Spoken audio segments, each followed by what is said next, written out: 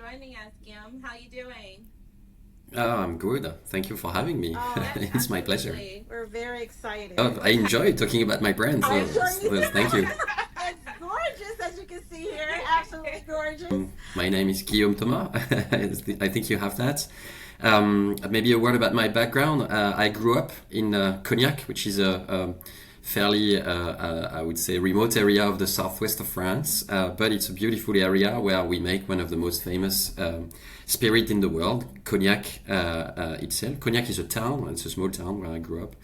And my family is one of the largest producers of cognac. My family has been. I mean, we cannot really trace it, but we think that my great grandfather on my grandmother's side was making cognac probably since the middle of the 19th century. Oh my goodness. After growing up in Cognac, I studied in Paris. I had a 25 years career in the corporate world, including 20 years at Pernod Ricard, which is one of the leading, obviously, spirits player in the world. And after, I don't know why, maybe a midlife crisis or something like that, but as I turned 46, I decided to leave my fairly successful corporate career and really try the entrepreneurial adventure and work with my cousin to create our own cognac brand. Because during the century that we've been making cognac, we've been selling all our eau de vie to some of the most famous brands in the industry, like Martel in particular. And they are great brands and we love them, and we'll continue to do that and supply our great cognac to those brands. But we also wanted to maybe try and give our own view of what cognac can be. And so we tried creating that, and we launched Martingale exactly a year ago, actually, in the US. Oh, exactly a year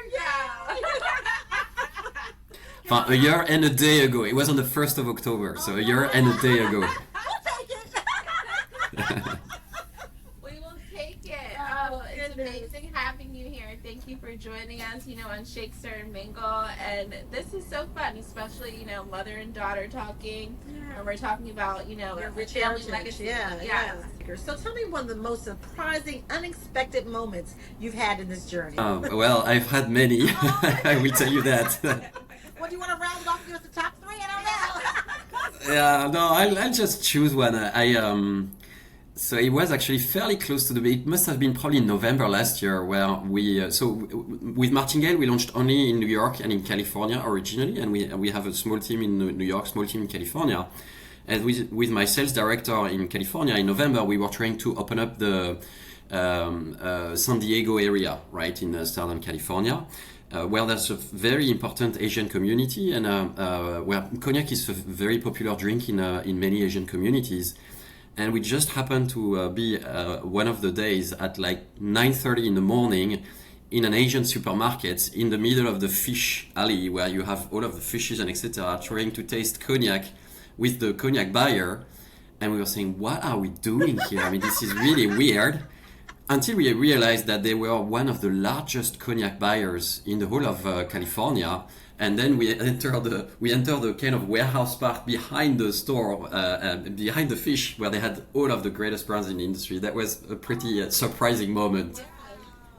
Goodness gracious. So don't judge a book by its cover then, right? Exactly, You just exactly. never know. You never know. Oh my goodness. So if you could share a glass of your cognac with anyone, dead or alive, who would that be?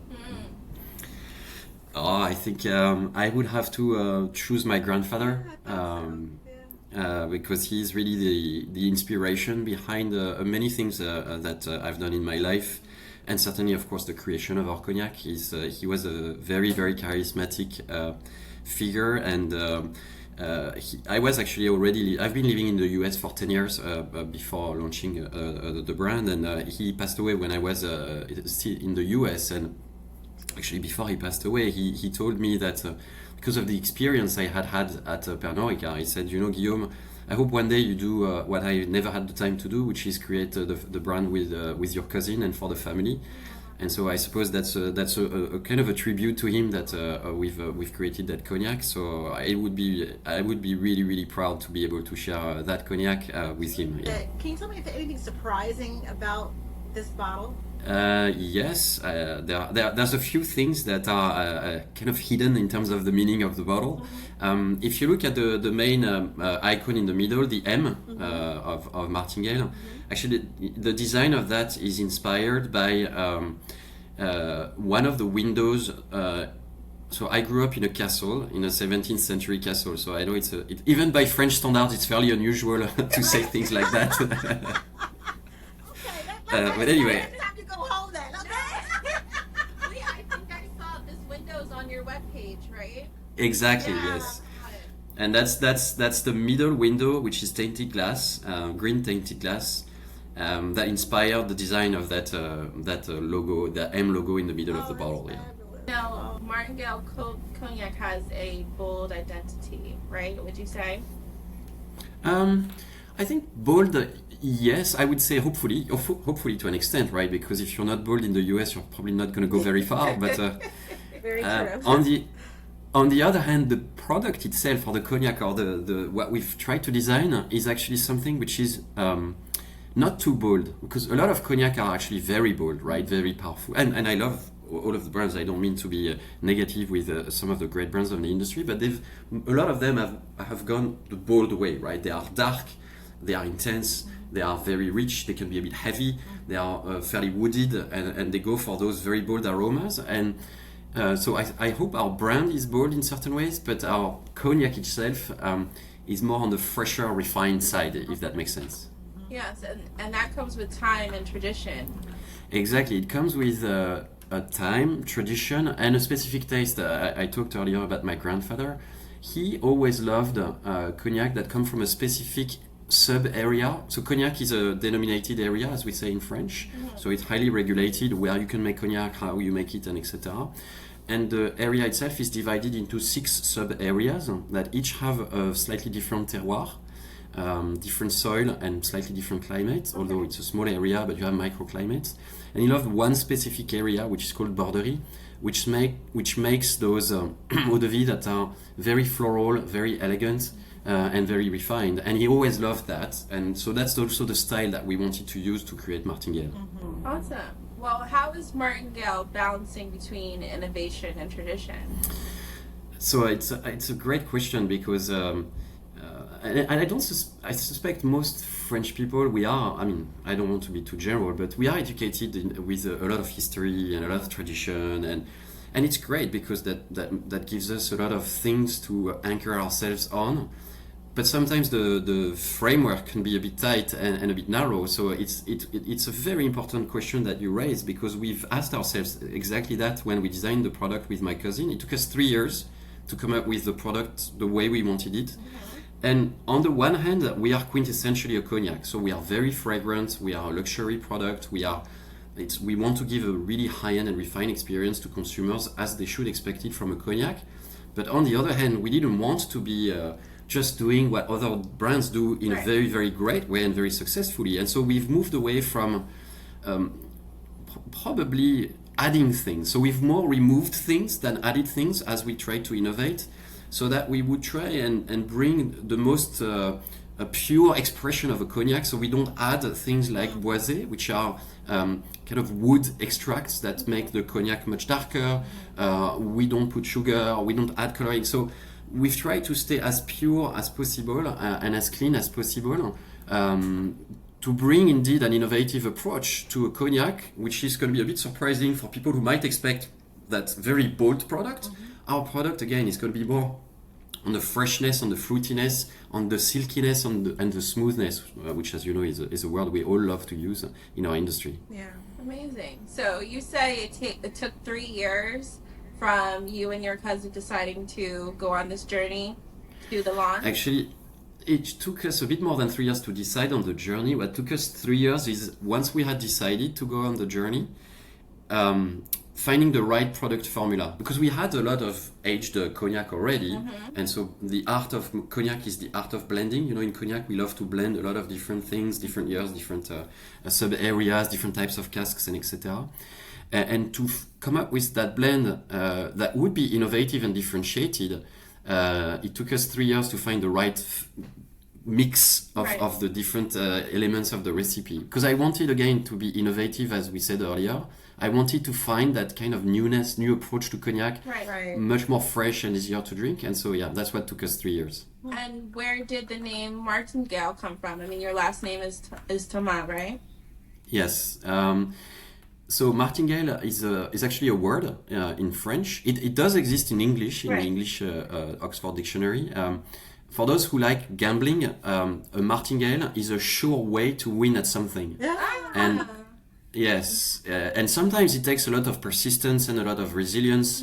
And your goal, once you found your martingale in life, it means you have found your recipe for success. So the name itself resonates because it's both a bit of my personal story, right? At a certain age, deciding to become an entrepreneur, Yeah. but also more importantly, it's a tribute to my grandfather that we Yes. talked about earlier. He inherited the family farm where they were already making a bit of cognac and then a lot of different things. And then after the Second World War, he decided to really convert everything to making cognac and built his first distillery. That distillery in the 1960s entirely burnt down. And my father always tells the story of my grandfather looking at this in the next morning and telling my dad, you know what, this first distillery burned down, I'm going to build a new distillery and it's going to be twice as big. Oh, And the martingale in roulette is you need to double down on your bets every time until you win. Doubling And so- down on legacy. yeah. Yes, exactly. And so martingale is a bit of a tribute to our grandfather who found his martingale by making cognac and doubling down and taking risks. Oh my Oh, goodness. amazing. That is amazing. How does it feel to be continuing the legacy? It's most of the days it's extremely exciting. Tell us the truth, yes. And then there's always a day. It's not always the same during the week, but there's always a day during the week where I say, "Why the f have I decided to do that?" But I mean, I suppose 1 day out of 7, it means 6 days. It's really exciting. Yeah, we totally get that. We hear you completely. Now, how do you get over those days, those challenging days, those humps? What are some things that you do? How do you ground yourself? Fortunately for me, I have a few levers I can pull. Some of them are on my personal life and the people who surround me, my daughters, my new girlfriend, I suppose I should say, that are incredibly helpful and supportive. So that usually pulls me out. But I don't always necessarily need that because the biggest motivator I have is the team. So we have a team of 7. And all 6 of them have left their jobs to follow me on the Martingale road. And I have to say this is probably the biggest thing we have going for us is we have a fantastic team. And so usually when I feel a bit down, I either give a call to one of them or something like that, and then things come back to being good. Oh, I love that. So Martingale is steeped in time, but what do you see for the future?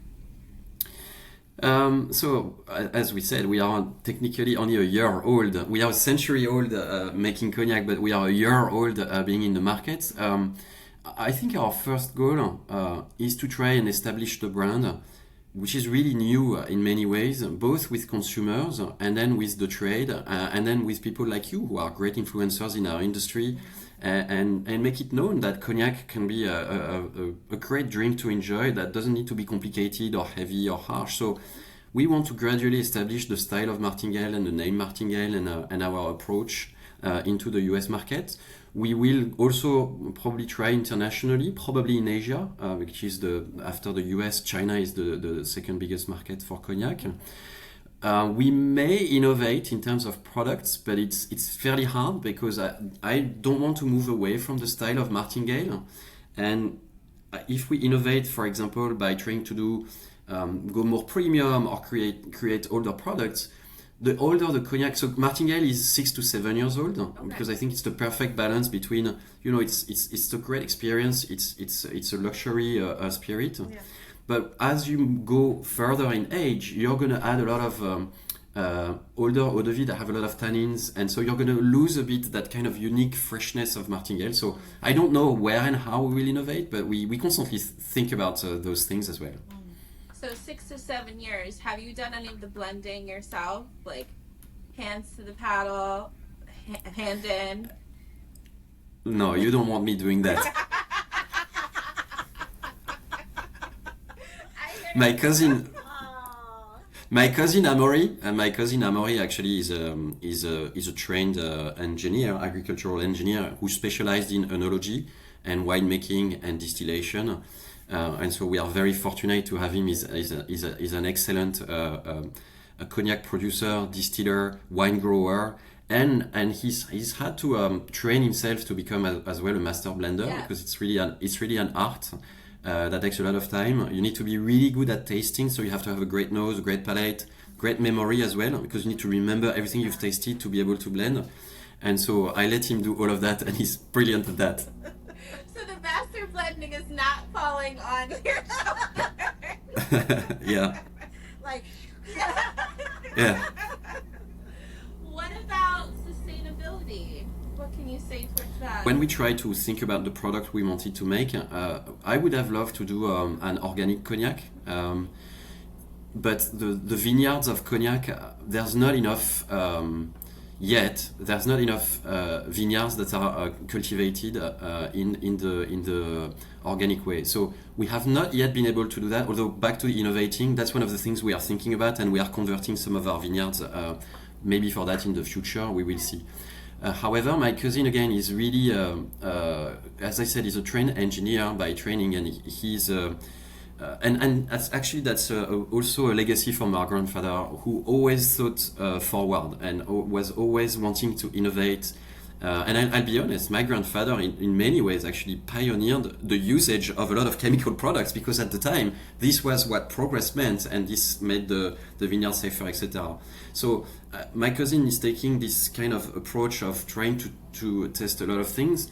One of the bigger things we do is that making cognac is using a lot of water resources. So we are recycling. We are the most advanced in recycling our water, cleaning it, and reusing it. So we really work a lot of that. And then the other thing that we work on is the use of energy. Distilling is also consuming a lot of energy, so we only use gas.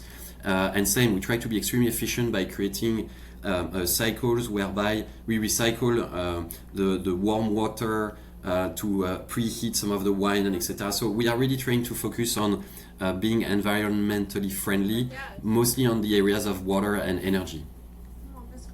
So as CEO, what is key to staying ahead in this ever-changing market?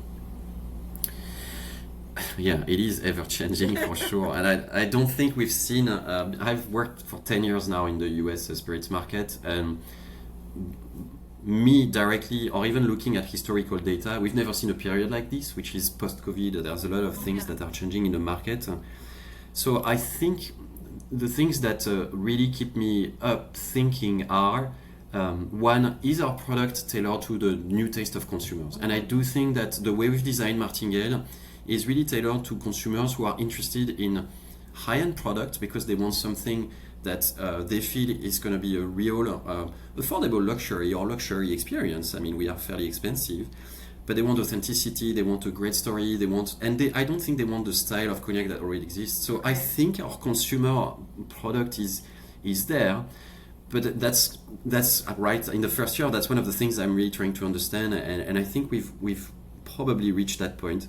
And then the second thing is, how do we get to the consumers in the complicated US market? You know, the US is like highly regulated, and rightly so for many reasons, in terms of where and how to sell alcohol. But it's hard to navigate all of that system of working with wholesalers, getting to the right retailers, and all of that. So that is really the piece I focus on. And then the most important for me, I mentioned it, is that as you've heard me earlier, I know what I'm not good at, and and for everything that I'm not good at, I've hired a great team. And so my number one, I would say, priority is making sure that everybody in the team is clear on what they do, is feeling positive, and is driving forward. Everybody in the company is a shareholder, so that was very important for us as a philosophy. And so, yeah, these are the key things that I focus on as a CEO. No, thank you very much. I mean, your questions were, it was perfect. Oh, great. Your questions helped me tell the story. Yeah, we're trying. We're trying. Yeah. We definitely want to make sure that everyone knows about it. Much. Yeah. We love your story and your journey and your family heritage, and we think it's important to share these things. Yeah, family Yeah. for us. Well, thank you so much. It's great. Thank you for the opportunity, and I hope to see you in Cognac then. Yes, we hope we have a date. Thank you so much. All right. Thank you very much. On the list. Yes.